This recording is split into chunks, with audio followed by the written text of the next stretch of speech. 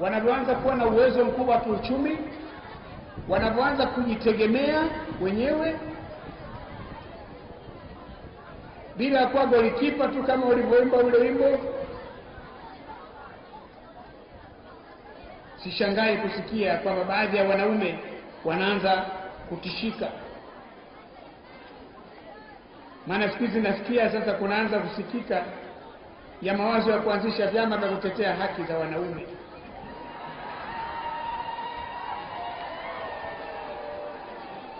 Kina mama, kazeni buti, msirudi nyuma, mnafanikiwa,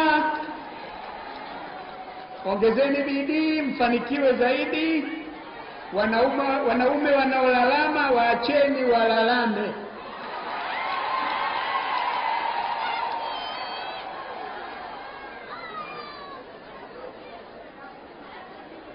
Ndugu zangu, hakuna ubishi kwamba ukiwawezesha wanawake kiuchumi unaondoa umaskini katika familia. Familia ambazo baba na mama wana kipato, hali yao ya maisha ni bora zaidi.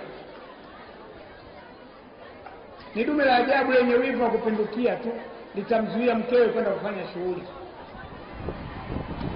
na akiwa kwenye shughuli kila wakati amekuja simu, halo, jambo, how are you, niache nifanye kazi, kama nilikuwa nakusalimia tu. Hili na wivu hili.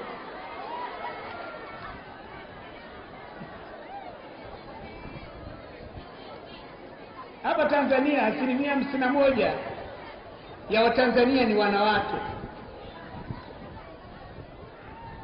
Bahati mbaya sana, kwa sababu ya mila zetu na hata ukatili na uonevu wa mfumo dume unaotawala mpaka sasa, wanawake ndio wanaoongoza kwa idadi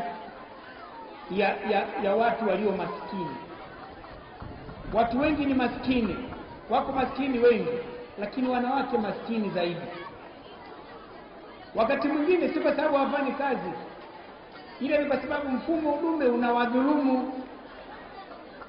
Wao wanalima,